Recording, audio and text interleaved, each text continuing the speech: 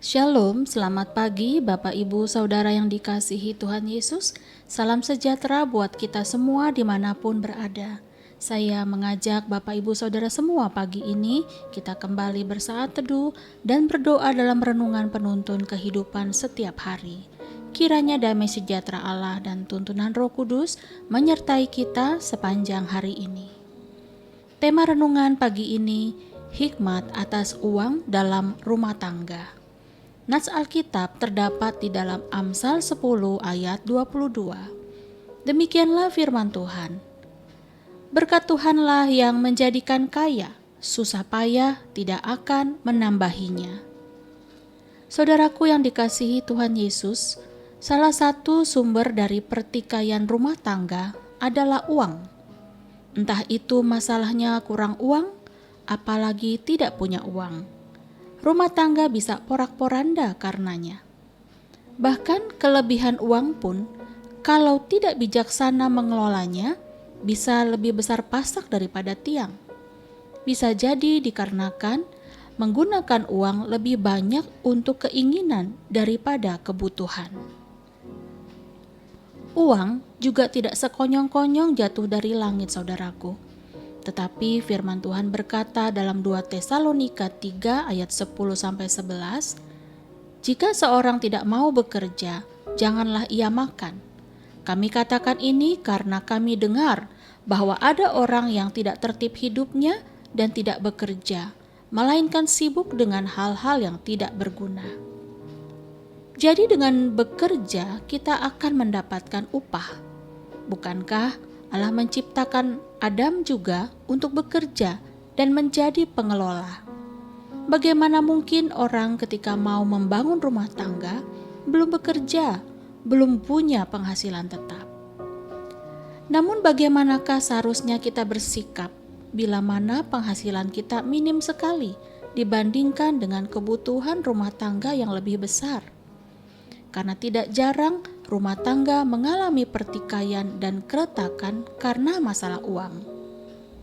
Masalah uang tidak boleh kita sepelekan dalam rumah tangga, saudara. Suami tidak boleh masa bodoh, dan istri tidak boleh mencaci maki pasangan, menganggap suami tidak pintar mencari duit. Mari menjadi teamwork yang baik antara suami dan istri, agar kesulitan keuangan di dalam rumah tangga dapat diatasi secara bijak. Pertama-tama ingatlah ini, suami dan istri harus memiliki komunikasi yang baik. Survei membuktikan bahwa 95% konflik dalam rumah tangga terjadi karena tidak membangun komunikasi yang baik. Usahakan waktu untuk duduk bersama dengan kepala dan hati yang dingin, agar suami dan istri dapat berdoa dan berdiskusi mencari solusi, bukan bertengkar, menaikkan nada suara karena Anda bukan sedang latihan bernyanyi, atau melempar piring dan gelas kepada pasangan karena Anda bukan sedang latihan akrobat. Intinya, selalu berusaha menjadi tenang saat diskusi dan mendengarkan masukan-masukan dari pasangan. Yang kedua, suami istri harus mengenali situasi keuangan dalam rumah tangga. Bila mana memang gaji kita terlalu kecil dan tidak dapat mencukupi kebutuhan rumah tangga yang lebih besar, mari evaluasi kembali keuangan yang masuk dan keluar. Apakah perlu kita mencari pekerjaan baru dengan gaji yang lebih baik atau membuka usaha sampingan? Pertimbangkan apakah perlu berhemat dan menghindari pinjaman atau kredit di luar kemampuan.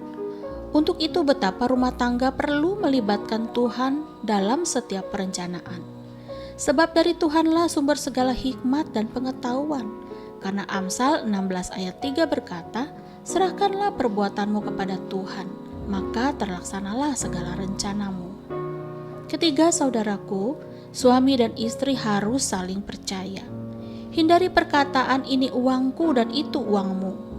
Terbukalah terhadap pasangan dalam hal keuangan, agar tidak terjadi miskomunikasi.